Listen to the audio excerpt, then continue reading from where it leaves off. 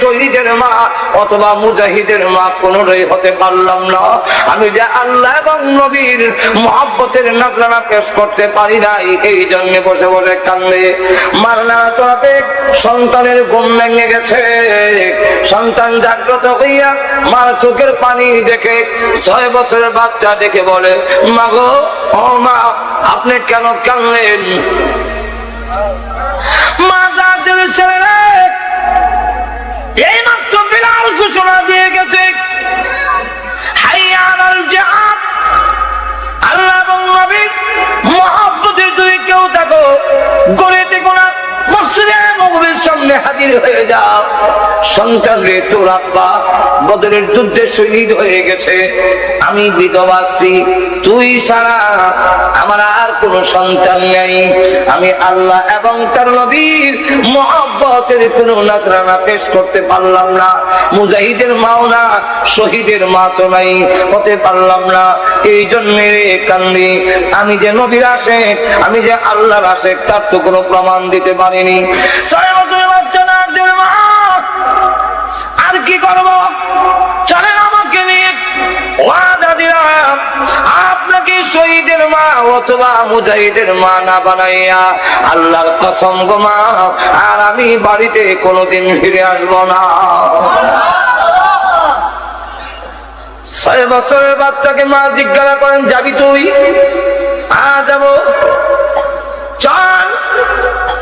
মসজিদে নববীর সামনে লাইন ধরেছে যুদ্ধে যাওয়ার জন্য। মহিলা গিয়ে লাইনে দাঁড়ায় গেছে 6 বছরের বাচ্চার আঙ্গুল ধরে। সাহাবী যখন যাচাই বাছাই করার জন্য আসছেন, জিজ্ঞাসা করেন, মহিলা গো, এই 6 বছরের বাচ্চা নিয়ে আপনি দাঁড়াইছেন কেন? মহিলা তো নেওয়া হবে না, 6 বছরের বাচ্চাও নেওয়া হবে না, কেন দাঁড়াইলেন? মহিলা ডাক দিয়ে বলে, নবীজির কাছে বলো আমার আর কোন সন্তান নাই, এর চাইতে বড় কোন সন্তান নাই, আমাকে তো নেওয়া হবে না, মহিলাকে যুদ্ধের পারমিশন দেওয়া হবে না। এই বাচ্চা নিয়ে আসলাম, নবীজি যেন আমার বাচ্চাকে গ্রহণ করে কোনো একটা কাজে লাগায়া দেয়। নবীজির কাছে আমার কথাটা পৌঁছান। আল্লাহ নবীর কাছে যখন বললেন, নবীজি, একজন মহিলা 6 বছরের বাচ্চা নিয়ে দাঁড়িয়ে গেছে। আল্লাহ নবী মহিলাকে ডাকলেন, ও মা, এই বাচ্চা নিয়ে কেন লাইনে দাঁড়িয়েছেন? মহিলা ডাক দিয়ে, ইয়া রাসূলুল্লাহ, এর চাইতে বড় বাচ্চা যে আমার নাই, নিয়ে যান আপনার খেদমতে লাগাইয়া দিয়েন। আল্লাহ নবী বলেন, মা গো, 6 বছরের বাচ্চা কি কাজে লাগবে? 6 বছরের বাচ্চা কি কাজে লাগাবো? মহিলা তখন ডেকে বলে, নবীজি, যুদ্ধের ময়দানে কাফেররা যখন তীর মারবে, ডাল দিয়ে তো প্রতিহত করতে হয়, ডালের অভাব পড়তে পারে। আমার 6 বছরের বাচ্চাকে নিয়ে যান, কোন কাফের যদি আপনাকে তীর মারে গো, ওই ঢাল না ধরে আমার সন্তানকে সামনে ধরে দিবেন। সন্তানের কলিজায় তীরের আঘাত লাগতে পারে, আল্লাহর কসম বিশ্ব নবীর গায়ে আঘাত লাগতে পারে না। নবীজি ডাক দেন, না, নিয়ে যাও এই বাচ্চাকে, অদূর ভবিষ্যতে কোনো কাজে লাগবে, হয়তো আরো যদি কোনো যুদ্ধ হয়ে গো, তোমার এই সন্তান ভবিষ্যতে কাজে লাগবে।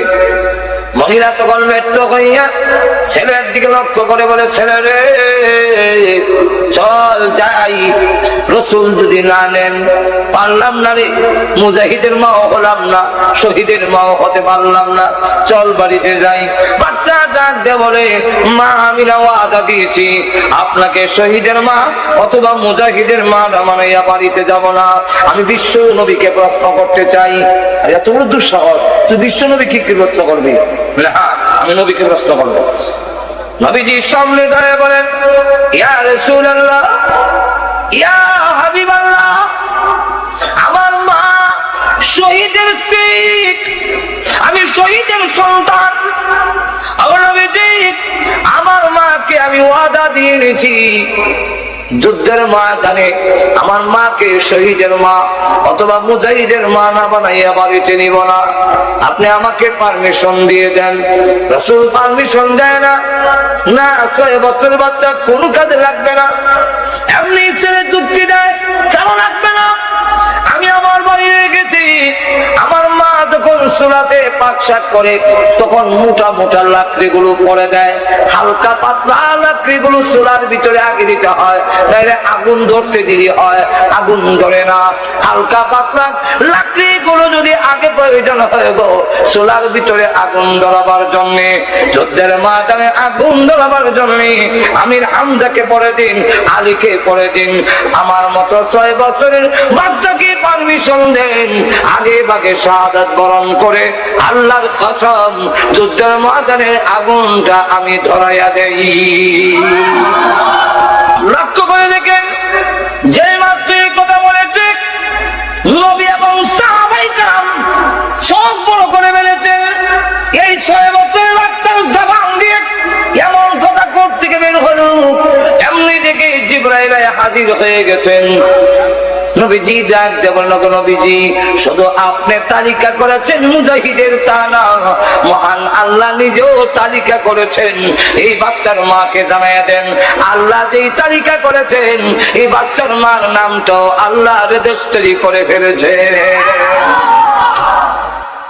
সাহাবায়ে কেরাম আল্লাহ ছাড়া কারো সামনে মাথা নত করতে তারা যায় না, যেরকম ঠিক না। এই কারণে তাদের দাম বাড়ছে, জিনিসের দাম কমছে, যেরকম ঠিক না।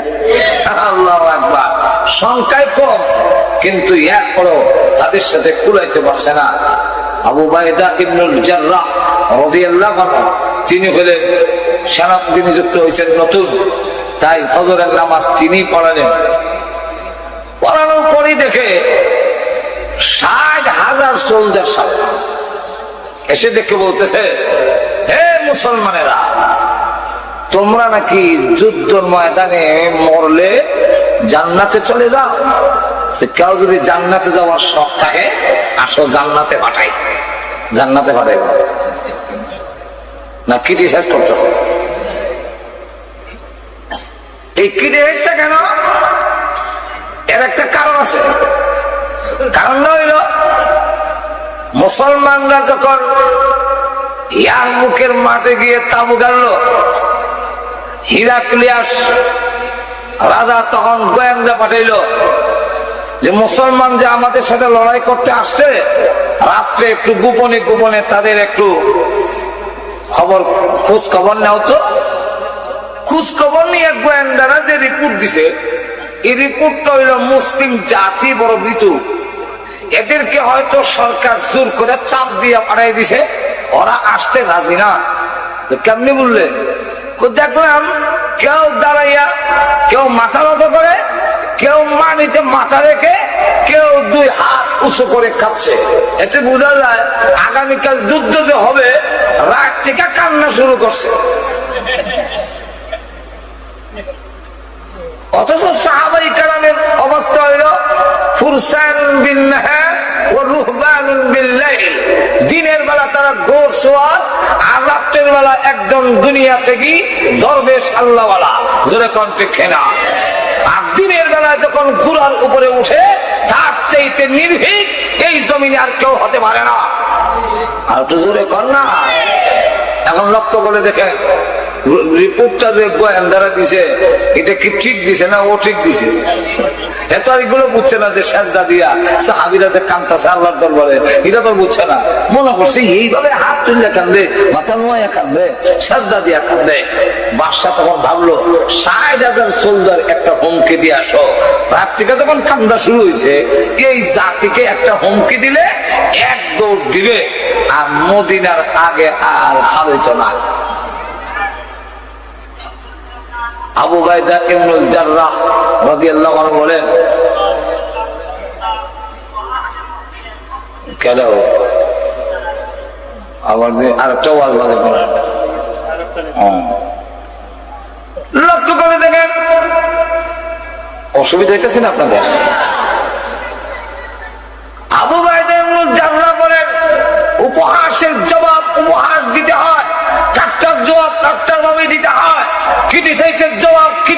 মাধ্যমে দিতে হয়। আর তো জোরে কন্যা, এই 60,000 সোলজারে এমন একজন আছে কি মানুষের সামনে কেমনে কইতা যেভাবে বইছে। এরপরেও মহান আল্লাহ পাক কোরআনে বলছেন, তোমাদেরকে যখন বলা হয় মজলিসে মাহফিলে, ওয়াইদা কিলা লাকুম তাফাসসাহু ফিল মাজালিসি ফাফসাহু ইয়াফসাহিল্লাহ, তোমরা যদি জায়গা বড় করে দাও আমি আল্লাহ তোমাদের জায়গা বড় করে দেব। এখন আপনারা কি চান কবরে হাসরে জায়গা বড় হোক? কে কে চান দেখতাম? আব্দুল্লাহ লইরা যে লড়ে হেসায়, যে লড়ে না হেসায় না। যদি আপনি মনে করেন কবরে আমার জায়গা সংকীর্ণ হোক, আমি তো লড়বো না, তে বসে দেয় আপনার কোনো আপত্তি নেই। আর যদি চান যে একটু জায়গা বড় হওয়ার দরকার, তো একটু ছেড়ে যাবে।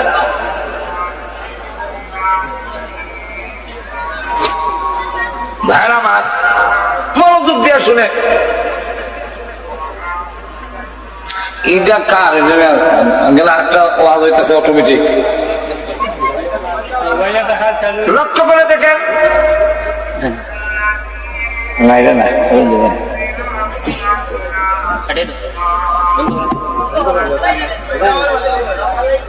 এখন লক্ষ্য করে দেখেন, বলল একজন কে আছো যে এই 60,000 সোলজারে একটা দৌড় দেওয়াতে পারবে? একজন ব্যক্তি লাইন থেকে নামাজের কাতার থেকে একজন দাঁড়ায় বললো, ইনশাআল্লাহ আমি পারবো। আবু উবাইদা ইবনুল জাররাহ বলেন, আপনি বসেন। আর কে আছেন? 2 নম্বরে আরেকজন দাঁড়ালো, বললো আপনিও বসেন। 3 নম্বরে আরেকজন দাঁড়াইল, বললেন আপনিও বসেন। 4 নম্বরে দাঁড়াইল খালিদ বিন ওয়ালিদ রাদিয়াল্লাহু আনহু, যিনি কিছুদিন আগে, এই আগের দিনও তিনি সেনাপতি ছিলেন। উনি দাঁড়ায় বলেন, ইনশাআল্লাহ আমি পারবো। আবু উবাইদা ইবনুল জাররাহ রাদিয়াল্লাহু আনহু বলেন, আমিও আপনাকেই চাইছিলাম, আমার মনটা চাইছিল আপনিই যান। হযরত খালিদ বিন ওয়ালিদ রাদিয়াল্লাহু আনহু বলেন, আপনার মন যদি আমাকে দিয়ে চাচ্ছিল তা আমার নামটা বললেই হইতো। বলে আপনি দাঁড়ান। বলে দেখেন, কালকেও আপনি আমার সেনাপতি ছিলেন, আপনি আমার মুরব্বী, আপনার নাম ধরে অর্ডার দিই কেমনে? কত সম্মান। আর আমরা আগের মন্ত্রী হইলে পুলিশে ভরে পেরিয়া নাকে মুখে রক্ত, নিচে দেখা সাপ পায়খানা চলে গেছে।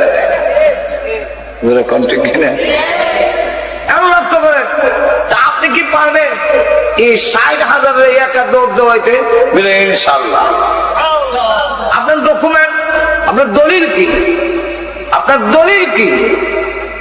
দলিল হলো, প্রথম নম্বর হলো হাদিস, 2 নম্বর দলিল, প্রথম নম্বর কুরআন, 2 নম্বরে দলিল আমার হাদিস। বলে কি দলিল? বলেন। 1 নম্বর হলো আল্লাহ কুরআনে বলছেন, ওয়ালা তাহিনু ওয়ালা তাহজানু ওয়া আনতুমুল আ'লাউনা ইন কুনতুম মুমিনিন। তোমরা ঘাবড়ায়ো না, তোমরা ভয় পেও না, নিরাশ হয়ো না, সব জায়গায় তোমরা বিজয়ী হবে যদি তোমরা মুমিন হও। তাহলে আল্লাহর ঘোষণা অনুযায়ী আমি মুমিন হইলে বিজয়ী হব। যেরকম ঠিক না, সেখানে তো বলা হয় নাই যে 60,000 মোকাবেলায় 60,000 যেতে হবে। যেরকম ঠিক না, শুধু শর্ত দিচ্ছেন মুমিন যদি হও বিজয়ী হবে। যেরকম ঠিক না। তখন লক্ষ্য করে দেখে এই পরিস্থিতিতে হাদিস, আল্লাহু আকবার, হাদিসে আল্লাহ রাসূল বলেন, যার ভিতরে ঈমান আছে সে হলো জিন্দা, আর যার ভিতরে ঈমান নাই সে হলো মুর্দা। 60,000 মুর্দা, আমি একা জিন্দা। আর 60,000 মুর্দার জন্য একজন জিন্দাই যথেষ্ট নাকি? আপনার গ্রামের কবরস্থানে আপনি একা গিয়া দাঁড়াইলে কবর যারা আছে কেউ দাঁড়াবে আপনার সামনে? তাহলে এই 60,000-এর জন্য আমি একাই যথেষ্ট। আচ্ছা, তাহলে আপনি যান, তবে একা যান কেমনে? আরো 59 জন দেই, তাহলে কজন হবে? মাথা পিছে কজন করে পড়ে?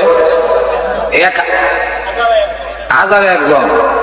তাহলে দূর থেকে সুইচ টিপ দেওয়া না, কাছে গিয়া এক তরবারি নিয়ে সাদাসিদি ধরে কোন ঠিক না। শুরু হয়ে গেল লড়াই।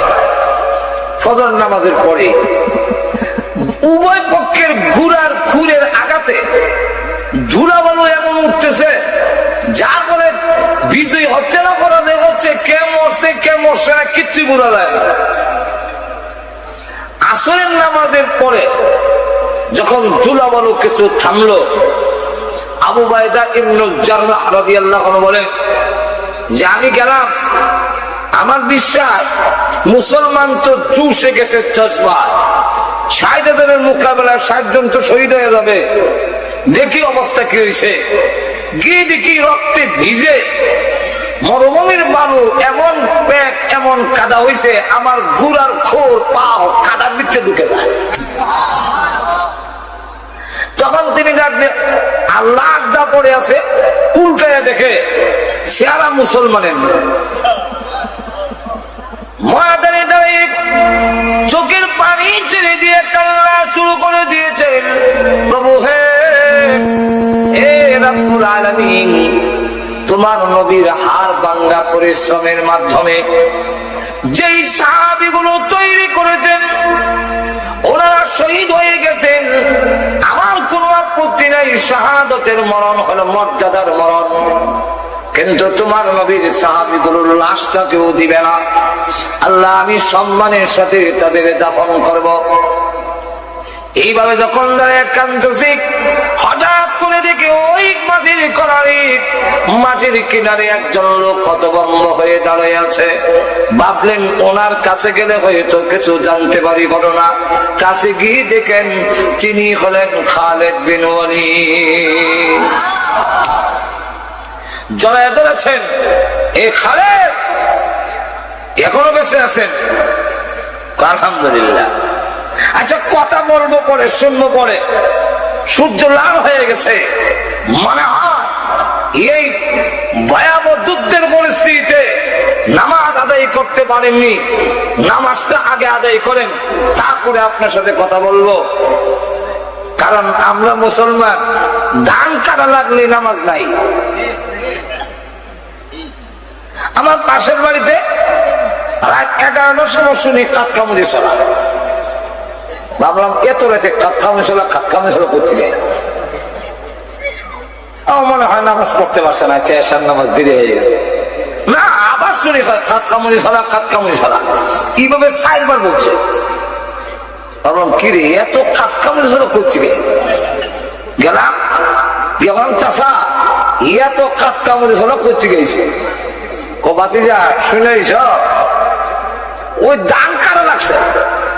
ফজর নামাজ শুনে যে ভেবেছিলাম, ব্যস্ততায় জোহরও হলাম না, আসরও না, মাগরিবও না, এসাও টাইম মতে না। এই রাত 11টার সময় সব কাতকামুড়ি চলা নিয়ে এখনো জমাই দিয়েছে। তুই এই জাতির পতন হবে নাকি উন্নতি হবে নাকি? যুদ্ধের ময়দানে সাহাবাই কেরাম তো মনে হয় নামাজ আদায় করতে পারেন না, এটা যুক্তিসঙ্গত কারণ। নামাজ পড়তে পারবে না, যুদ্ধের মধ্যে ব্যস্ততা। ও খালেদ, আসরের নামাজটা আদায় করে নেন, তারপরে কথা বলবো। উনি মুস্কি হাসি দিয়ে বলেন, আপনি মনে করেছেন আমরা নামাজ এখনো আদায় করি নাই? আপনার পিছনে যে ফজর নামাজ পড়ছিলাম সেই ওযু এখনো আছে। আমরা যুদ্ধের ময়দানে আযান দিয়ে সালাতুল কওমের সুরতে জামাতের সাথে ইয়ারমুকের ময়দানে আমরা নামাজ আদায় করেছি। যে জাতি যুদ্ধের ময়দানে জামাতের সাথে আযান দিয়া নামাজ আদায় করে, এই জাতির পতন কেউ করতে পারবে না। আচ্ছা তাহলে এবার বর্ণনা করেন কি হালাত। আমাদের 60 জনের মধ্যে এক বর্ণনায় 52 জন জিন্দা আছি, আর 8 জন শহীদ হয়ে গেছে। আর আরেক বর্ণনায় 8 জন বন্দী হয়েছে, আর 52 জন আমরা এখনো মুক্ত আছি। এদের 60,000-এর মধ্যে বেশিরভাগ কাটা পড়ে গেছে, আর জান বাঁচাইয়া ধরছে। তখন করে আলহামদুলিল্লাহ, আল্লাহ সাহায্য করছে। এদিকে তারা মাইর খাইয়া হিরাক্লিয়াসের কাছে গিয়ে বলে যে আর যদি কোনোদিন বলেন মুসলমানের সামনে যাওয়ার জন্য, খালিদ বিন ওয়ালিদের সামনে যাওয়ার জন্য চাকরি ছাড়তে রাজি, ইস্তেফা দিতে রাজি, এরা সামনে যেতে রাজি। বাদশাহ বলে একা খালিদকে তোমরা এত ভয় করে কেন? আর গোয়েন্দা কইল কি আর হইল কি? গোয়েন্দা তো বলল রাত থেকে কান্না শুরু করছে। এখন তো দেখা যায় ক্ষুধার্ত বাঘ ছাগলের বকরির ভালো যেভাবে হলে এইভাবে বিষয়টা কিটা। একা খালিদ বিন ওয়ালিদকে এত ভয় করে কেন? তারা জবাব দেয় এই নরম গদ্দিত বইয়া বইয়া মাথা যাবে। তিনি বুঝবেন খালেদ কারে কয়, মুসলমান কারে কয়, কত প্রকার ও কি কি। কি হয়েছে? খালিদ বিন ওয়ালিদ নারায় থাকবে স্লোগান দিয়ে তরবারি যখন উপর দিকে উঠায়, আমরা দিকে একটা তরবারি উঠায়, ওটায় যখন এইগুলো চক্কর দেয় তখন আমাদের কাছে মনে হয় সারা কাছে যেন তরবারি চমকাইতেছে। আর যখন নিচের দিকে নামায় তখন আমাদের কাছে মনে হয় একটা নয় ৬০,০০০ তরবারি যেন পড়তেছে। তখন কোথায় বলে হা তাহলে সেই খালিদকে ষড়যন্ত্রের সাথে হত্যা করা হবে। তুই শেষ কি ষড়যন্ত্র? মুসলমান তো যুদ্ধ চায় না, মুসলমান সবসময় সন্ধি চায়, আপুস চায়, মায়ের চায় না। আর তোদের কম না তোর সন্ধির প্রস্তাব দিয়া খালিদ বিন ওয়ালিদকে দাওয়াত দিয়ে এনে মেরে ফেলবো। লোক পাঠাইছে। এই সময় খালিদ বিন ওয়ালিদ রাদিয়াল্লাহু আনহু আবু উবাইদা ইবনুল জাররাহ রাদিয়াল্লাহু আনহু দুজনে কুরার জখমগুলো মুছতেছে, রক্ত আর ওষুধ লাগাইতেছে। এই মুহূর্তে হিরাক্লিয়াসের পক্ষ থেকে গিয়ে বলে যে তোমাদের মধ্যে খালিদ বিন ওয়ালিদকে আবু উবাইদা ইবনুল জাররাহ রাদিয়াল্লাহু আনহু বলেন কেন? আমাদের বাদশা পাঠিয়েছেন, উনি গেলে বাদশা সুরে করতে চান, লড়াই করতে চান না, তবে খালিদ যেতে হবে। আবু উবাইদা ইবনুল জাররাহ বলেন তোমরা এই কথা মনে করো না, মুসলমান একবারে নির্বোধ, খালিদ বিন ওয়ালিদকে দেওয়া হবে না। বলে কেন? খালিদ বিন ওয়ালিদকে দেওয়া হবে না এই কারণে তোমাদের দুরভিসন্ধি উদ্দেশ্য মতলব বাড়ানা। বলে কি করে বললেন? সন্ধির নিয়ম হলো সেনাপতিকে প্রস্তাব দিতে হয়। আমি সেনাপতি, সাধারণ সৈনিকের সাথে তো কোনো চুক্তি হয় না। আমার নাম না কইয়া খালিদের নাম কোখানে, তাহলে বোঝা যায় তাদের নিয়ে তোমার উদ্দেশ্য ভালো না, সুতরাং দেওয়া হবে না। খালিদ বিন ওয়ালিদ রাদিয়াল্লাহু আনহু লাফ দিয়ে ঘোড়ার উপরে উঠে গেছেন। উচ্চ বলে হে সেনাপতি, সন্ধি করে আমার নবীর সুন্নাত, আমি গেলে যদি তার মানে তাহলে নবীর সুন্নাত পালন করার জন্য আমি আপনি সেনাপতির হুকুম অমান্য করতে বাধ্য। আমার নবীর সুন্নাতটা আমি জিন্দা করি, আমি গেলে যদি মানে অসুবিধা আমি যাই। ঘোড়ার উপরে যখন উঠে গেছে আবু উবাইদা ইবনুল জাররাহ বলেন ঠিক আছে আপনি যান, তবে আপনার সাথে আরো ৯৯ জন নিয়ে যান। ৯৯ জন নিয়ে গেল। সেখানে যাওয়ার পরে গিয়া দেখে ৩ লক্ষ সোলজার স্বর্ণ দিয়ে লাইন ধরে দাঁড় করে গেট তৈরি করেছে, তরবারির গেট। এদিকে সৈন্যগুলো তরবারি, এরাও এদিকে দিয়া এমন ভাবে নিচু করে গেট তৈরি করেছে যে হিরাক্লিয়াসের দরবারে ঢুকতে গেলে মাথা মতো করে ঢুকতে হয়। আর ওয়ার্ডার হইল যখন ভিতরে ঢুকে পড়বে তার মাথা থাকবে নিচে আর তরবারি থাকবে কুশের ভিতরে, তখন তার বের করতে পারবে না, তখন তাকে মেরে ফেলা হবে। খালিদ বিন ওয়ালিদ রাদিয়াল্লাহু আনহু গেটের সামনে গিয়ে বলে তরবারির গেট সরাও। কনা এটা সামরিক সম্মান, তার ওয়ানার দেওয়া হচ্ছে আপনাকে। ঢুকেন। উনি বলেন এই জাতের গার্ড ও অনারের দরকার নাই। কেন? তোমাদের গেট দিয়ে ঢুকতে গেলে মাথা নত করতে হয়। আমরা এই মাথা জীবনে বহু মূর্তির সামনে নত করেছি। ঈমান আনার পরে আল্লাহ ছাড়া পৃথিবীর কোন শক্তির সামনে সম্মান দেখাবার জন্য মুসলমান মাথা নত করে না। সুতরাং তোমাদের গেট সরাও, আমি ঢুকবো না। ওরা ঢুকতেই হবে। সরাবি না লাথি দিতাম? যদি না সরাও একটা লাথি দিব, তখন আর এই তরবারে গেট থাকতো। ঘুমাই গেছেন মনে আপনারা? রক্ত ঠান্ডা হয়ে গেছি। সুবহানাল্লাহ বলবেন না? কি সাহস! এমনি ডাক দেয়া কয় এটা কই আইছো জানো? বলে জানি না, বুঝে আইছি। বাদশা জায়গায় চিল্লা চিল্লে কিসের শোনা যায়? বলে খালিদ বিন ওয়ালিদ আসছে, কিন্তু এটা দিয়ে ভিতরে ঢুকে না, উষ্টায় হরাই দিব। বাদশা কয় গেট সরাও, লোকটার একটু দেখে নেন। ভিতরে নেওয়ার পরে সেখানে আরো 90,000 সোলজার রিজার্ভ রাখছে। না জানি কোন গণনা করাইলা। 100টা চেয়ার দিছে বসার জন্য। খালিদ বিন ওয়ালিদ রাদিয়াল্লাহু আনহু ভিতরে ঢুকেই প্রথম চেয়ারটা দেখেই এটা উল্লায় এক সাইডে রেখে দিয়েছেন। যেই মাত্র উনি হলাই দিয়েছেন, 100 জনের সেনাপতি তো সর্দার তো উনি, বাকি 99 জন আমরা হলাই দিলাম, এরা ওরা হলাই দিছে। দিয়া খালিদ বিন ওয়ালিদ বাদশার সাথে গিয়ে আডু লাগাইয়া বসে।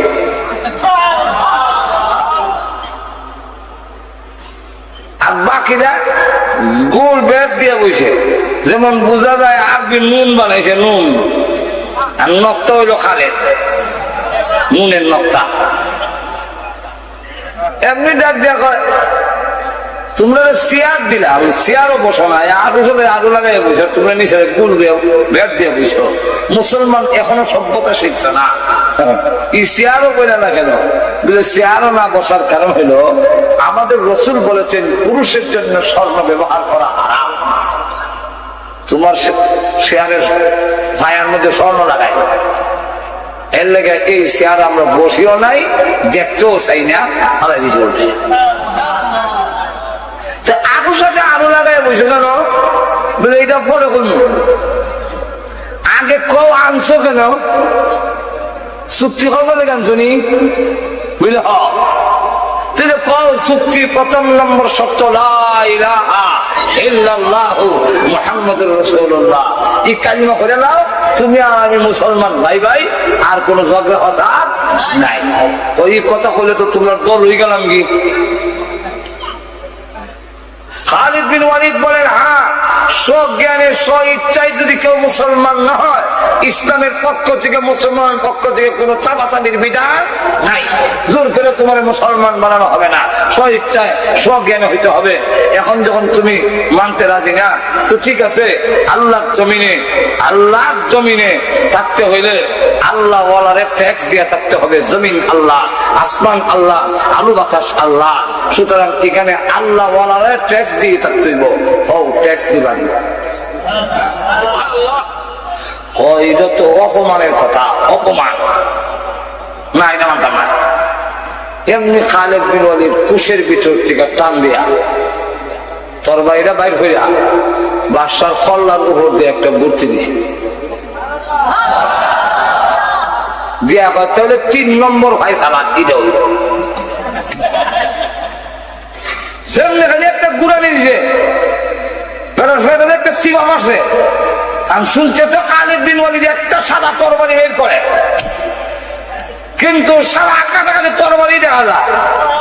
নিচের দিকে করার সময় মনে হয় যে 60,000 অর্থ আছে, এর লেগে ফেলে সীমা মারছে। কিন্তু এরপরও একটা বাদশা তো একটু সাহস রাখা লাগে, হুঙ্কার দেওয়া হয়, এ খারাপ, কোথায় তুমি দৃষ্টতা দেখাও? তুমি কি অনুমান করতে পারোনি 3 লক্ষ সোলজার দেখে এসেছ, রিজার্ভে রাখছে 90,000। এখন হুকুম দিলে তোমাকে 3,90,000 টুকরা করে ফেলবে। আমরা শোনা এটা কি ইয়ারমুকের ময়দান? এটা হিরাক্লিয়াসের রাজ দরবার। খালিদ বিন ওয়ালিদ মুস্কি, কোনো ভয় নাই, মুস্কি হাসি দিয়া কয়, এটা বুঝা শুনেই তোমার আগুর সাথে আগুন লাগাইয়া আগুই বইছি, যেমন তরবারি দিয়া গলা লাগাল হওয়া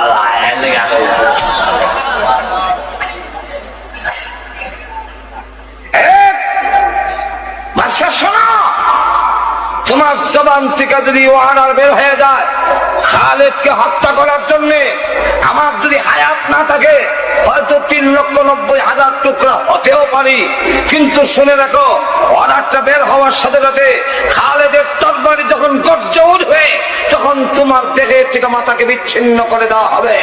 আর আমি তোর লাশ দেখে শহীদ হবো, খালিদের লাশ তোর কপালে নাই দেখাস।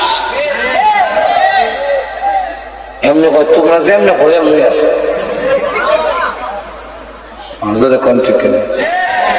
এই খালিদের আজকে ভাবা হইল খালিদের বাহাদুরি নয়।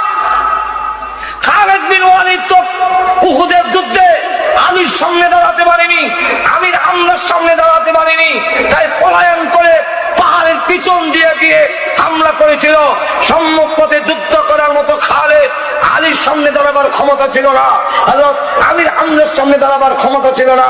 এই খালিদ এত শক্তিশালী হলেন, এটা তার নিজস্ব ক্ষমতা নয়, আল্লাহর ওয়াদা। তোমরা যদি সত্যিকার মুসলমান হও, আমি আল্লাহ ওয়াদা দিলাম সব জায়গায় বিজয়ী হবে, পরাজয় কোনদিন তেল বসে খায়। বুঝাই গেছেন? মুসলমান মুসলমান রাত পারি, মুসলমান মোদের কার বাড়ি, আয়রে মুসলমান ঘরে আয়, ইরাকের তেল বসে খায়। বসে যদি ইরাকের তেল খায়, আমি মুসলমানকে ডাকেন কেন? এই কবিতারও এমনি হবে, মুসলমান মুসলমান ডাক পারি, মুসলমান মোদের কার বাড়ি, আইরে মুসলমান ইসলামের ঘরে আয়, তোদের আচরণে ইরাকের তেল বসে খায়। আর তো জোরে কর, ওই সাদ্দাম যেইভাবে কমিউনিস্ট পার্টি করে বাক পার্টি করার পরে সেও আল্লাহ মানত না, জায়গায় জায়গায় মুক্তি স্থাপন করেছে, জায়গায় জায়গায় বিশাল সাদ্দামের মুক্তি, সেও আল্লাহর প্রতি দিল চুলে আল্লাহকে আঘাত করে সারা ইরাক সফর করলে সুন্নতকে অনুসরণ করার মতো মাদ্রাসা একটাও রাখে নাই। আপনি কোন মসজিদের ইমাম ইরাকের ভিতরে লাম্বাদারিওয়ালা কোন ইমাম হবেন না। যাও কিছু মাদ্রাসার নামে আছে, এগুলার মধ্যে শিক্ষকেরও দাঁড়িয়ে নাই, ছাত্রেরও দাঁড়িয়ে নাই, ডান হাতে সিগারেট, বাম হাতে কিতাব।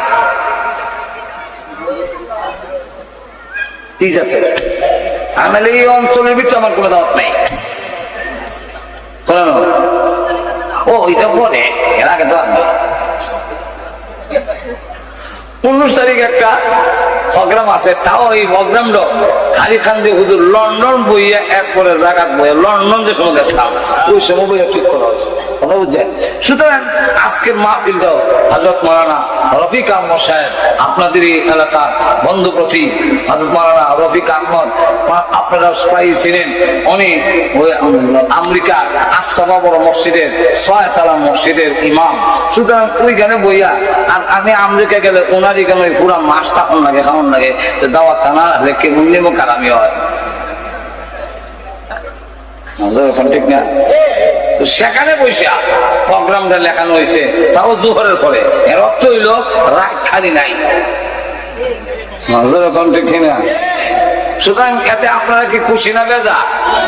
আর তো ধরে বলেন অসুবিধা ছেড়ে দেয়, আর তো ধরে বলেন তিনি লক্ষ্য করে দেখেন সাহাবায়ে কেরামের ভিতরে দুনিয়ার মহব্বতের চাইতে আখিরাতের মহব্বত বেশি, সন্তানের মহব্বতের চাইতে আল্লাহ রাসূলের মহব্বত বেশি।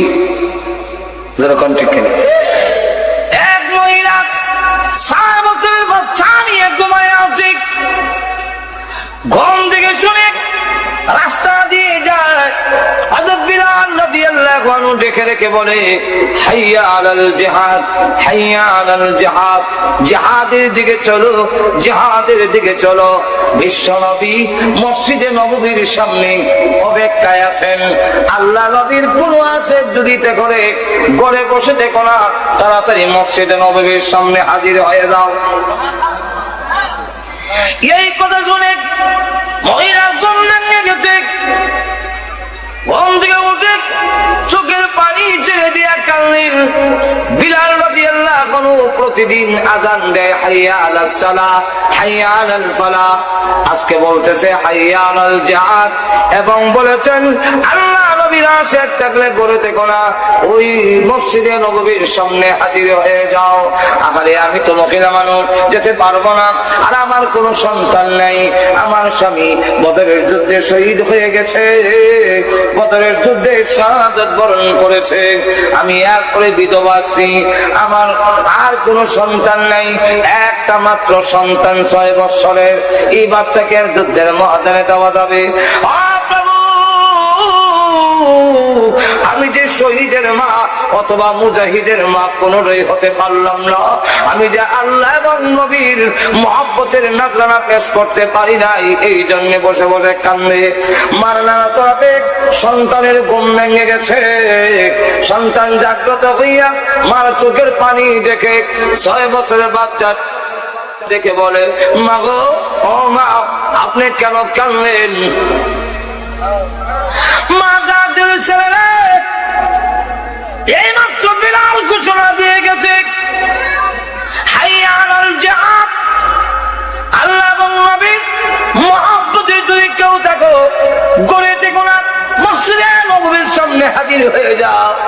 সন্তান রে, তোর আব্বা বদরের যুদ্ধে শহীদ হয়ে গেছে, আমি বিধবা স্ত্রী, তুই ছাড়া আমার আর কোন সন্তান নেই। আমি আল্লাহ এবং তার নবীর মহব্বতের কোন নাজরানা পেশ করতে পারলাম না। মুজাহিদের মাও না, শহীদের মা তো নাই, হতে পারলাম না। এই জন্য রে কান্দি। আমি যে নবীর আশেক, আমি যে আল্লাহর আশেক, তার তো কোনো প্রমাণ দিতে পারিনি। আর কি করবো? চলেন আমাকে নিয়ে, ওয়াদা দিলাম আপনাকে শহীদের মা অথবা মুজাহিদের মা না বানাইয়া, আল্লাহর কসম গো মা, আর আমি বাড়িতে কোনোদিন ফিরে আসবো না। 6 বছরের বাচ্চাকে মা জিজ্ঞাসা করেন, যাবি তুই? যাবো। চল। মসজিদে নববীর সামনে লাইন ধরেছে যুদ্ধে যাওয়ার জন্য। মহিলা গিয়ে লাইনে দাঁড়ায় গেছে 6 বছরের বাচ্চার আঙ্গুল ধরে। সাহাবী যখন যাচাই বাছাই করার জন্য আসছেন, জিজ্ঞাসা করেন, মহিলা গো, এই 6 বছরের বাচ্চা নিয়ে আপনি দাঁড়াইছেন কেন? মহিলা তো নেওয়া হবে না, 6 বছরের বাচ্চাও নেওয়া হবে না, কেন দাঁড়াইলেন? মহিলা ডাক দিয়ে বলে, নবীজির কাছে বলো আমার আর কোন সন্তান নাই, এর চাইতে বড় কোন সন্তান নাই, আমাকে তো নেওয়া হবে না, মহিলাকে যুদ্ধের পারমিশন দেওয়া হবে না। এই বাচ্চা নিয়ে আসলাম, নবীজি যেন আমার বাচ্চাকে গ্রহণ করে কোনো একটা কাজে লাগাইয়া দেয়। নবীজির কাছে আমার কথাটা পৌঁছান। আল্লাহ নবীর কাছে যখন বললেন, নবীজি একজন মহিলা 6 বছরের বাচ্চা নিয়ে দাঁড়িয়ে গেছে। আল্লাহ নবী মহিলাকে ডাকলেন, ও মা, এই বাচ্চা নিয়ে কেন লাইনে দাঁড়িয়েছেন? মহিলা ডাক দিলেন, ইয়া রাসূলুল্লাহ, এর চাইতে বড় বাচ্চা যে আমার নাই, নিয়ে যান আপনার খেদমতে লাগাইয়া দিয়েন। আল্লাহ নবী বলেন, মা গো, 6 বছরের বাচ্চা কি কাজে লাগবে? 6 বছরের বাচ্চা কি কাজে লাগাবো? মহিলা তখন রেখে বলে, নবীজি, যুদ্ধের ময়দানে কাফেররা যখন তীর মারবে, ডাল দিয়ে তো প্রতিহত করতে হয়, ডালের অভাব পড়তে পারে, আমার 6 বছরের বাচ্চাকে নিয়ে যান। কোন কাফের যদি আপনাকে তীর মারে গো, ওই ঢাল না ধরে আমার সন্তানকে সামনে ধরে দিবেন, সন্তানের কলিজায় তীরের আঘাত লাগতে পারে, আল্লাহর কসম বিশ্ব নবীর গায়ে আঘাত লাগতে পারে না। নবীজি ডাক দেন না, নিয়ে যাও এই বাচ্চাকে, অদূর ভবিষ্যতে কোনো এই সন্তান ভবিষ্যতে কাজে লাগবে। মহিলা তখন ব্যর্থ হইয়া ছেলের দিকে লক্ষ্য করে বলে, ছেলে রে চল যাই, রসুল যদি না নেন পারলাম না রে, মুজাহিদের মাও হলাম না, শহীদের মাও হতে পারলাম না, চল বাড়িতে যাই। বাচ্চা ডাক দিয়ে বলে, মা আমি না ওয়াদা দিয়েছি আপনাকে শহীদের মা অথবা মুজাহিদের মা বানাইয়া বাড়িতে যাব না, আমি বিশ্ব নবীকে প্রশ্ন করতে চাই। আর এত বড় দুঃসাহস, তুই বিশ্ব নবীকে কি প্রশ্ন করবি? বলে হ্যাঁ আমি নবীকে প্রশ্ন করবো। নবীজি সামনে দাঁড়িয়ে বলেন, ইয়া রাসূলুল্লাহ, ইয়া হাবিবাল্লাহ, আমার মা শহীদের স্ত্রী, আমি শহীদের সন্তান। আমার মাকে আমি ওয়াদা দিয়ে নিয়েছি যুদ্ধের ময়দানে আমার মাকে শহীদের মা অথবা মুজাহিদের মা না বানাইয়া বাড়িতে নিব না, আপনি আমাকে পারমিশন দিয়ে দেন। রাসূল পারমিশন দেয় না, না 6 বছরের বাচ্চা কোনো কাজে লাগবে না। এমনি ছেলে যুক্তি দেয়, কেন লাগবে না? আমি আমার বাড়ি রেখেছি, আমার মা যখন চুলাতে পাকশাক করে তখন মোটা মোটা লাকড়িগুলো পরে দেয়, হালকা পাতলা লাকড়িগুলো চুলার ভিতরে আগে দিতে হয়, তাইলে আগুন ধরতে দেরি হয়, আগুন ধরে না। হালকা পাতলা লাকড়িগুলো যদি আগে প্রয়োজন হয় গো চুলার ভিতরে আগুন ধরাবার জন্য, যুদ্ধের ময়দানে আগুন ধরাবার জন্য আমির হামজাকে পরে দিন, আলীকে পরে দিন। আমার মতো 6 বছরের বাচ্চাকে পারমিশন দেন, আগে ভাগে শাহাদাত বরণ করে আল্লাহর কসম যুদ্ধের ময়দানের আগুনটা আমি ধরাইয়া দেই।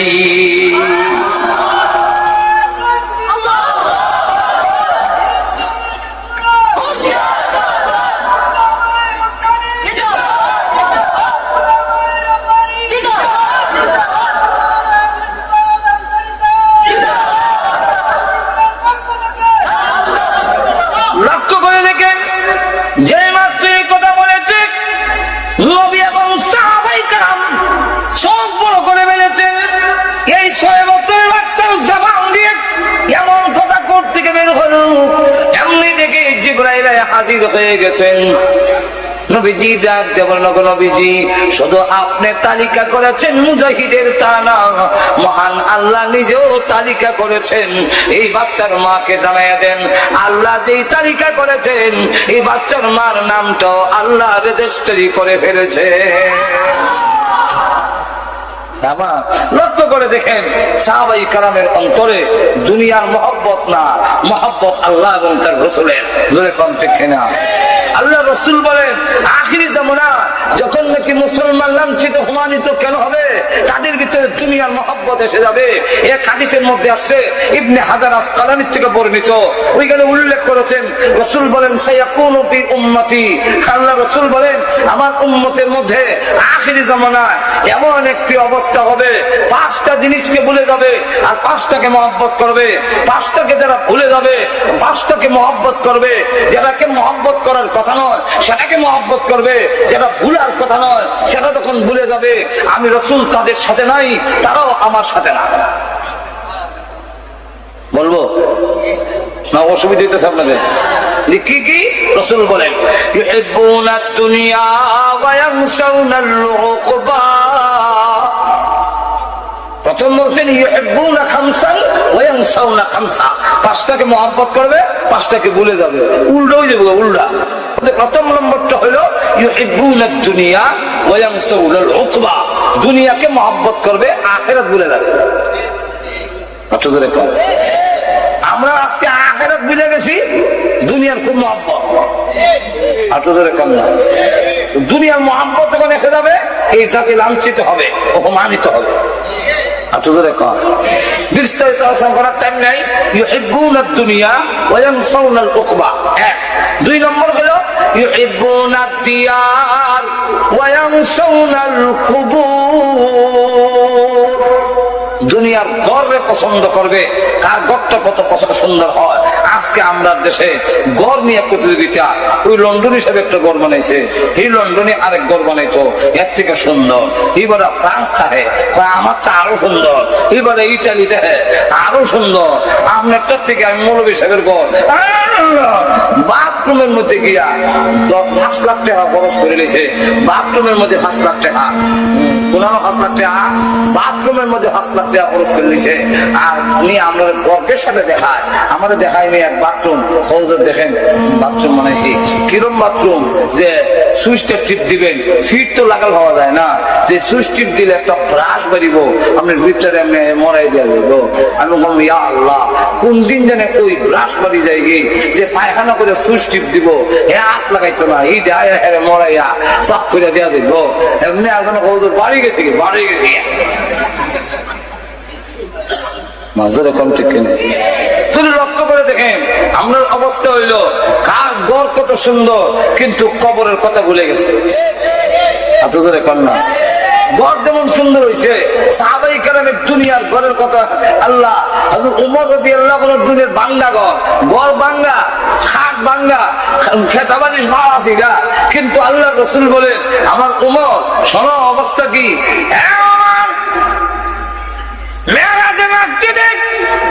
জান্নাতের ভিতরে যখন গেলাম, গিয়ে দেখি এত সুন্দর বালাখানা, আমার জিন্দেগিতে এত সুন্দর দামি পাথর আর সুন্দর কারুকার্য কোন বালাখানা দেখিও নাই, কল্পনাও করি নাই।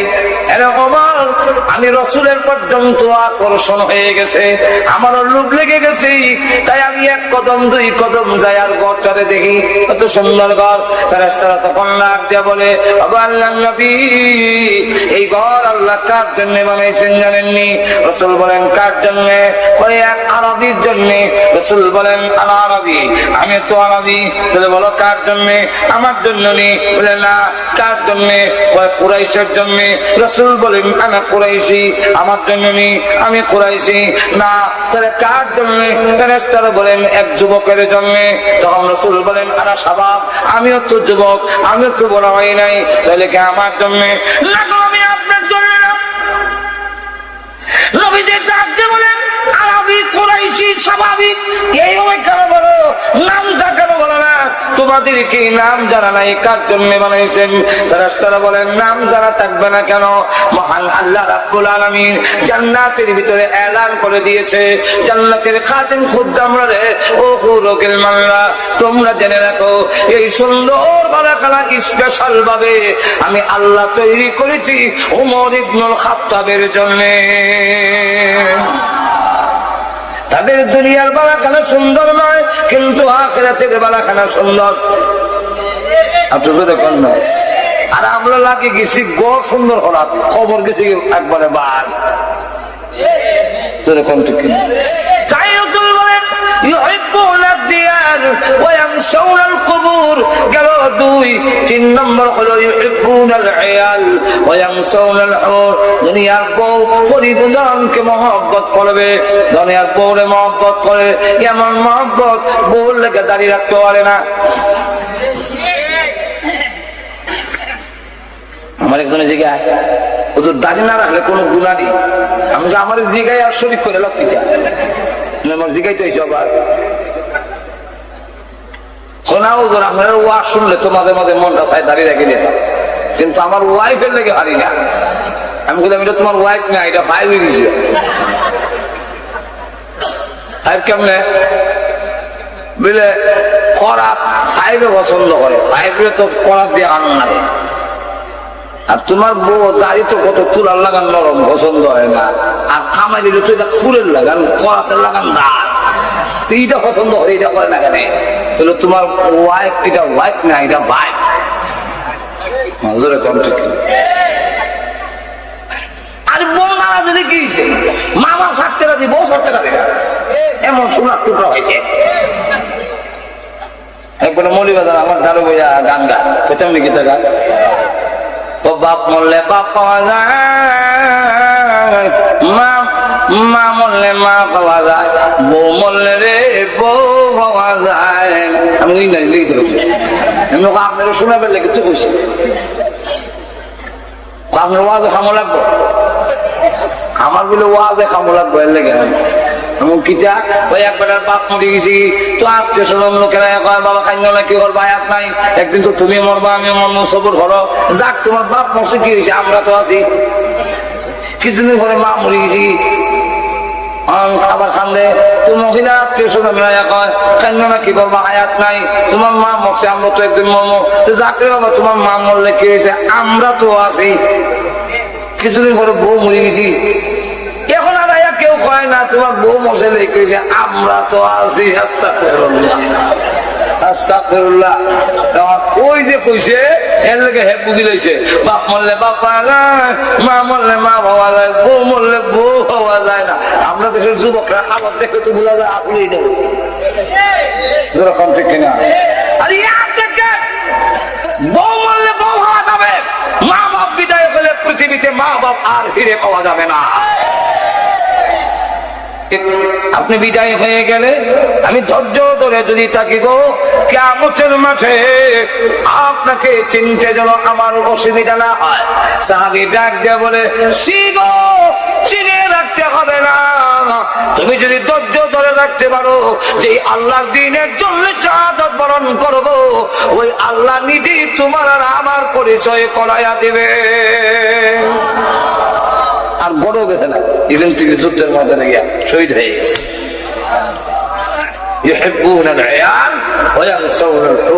আল্লাহ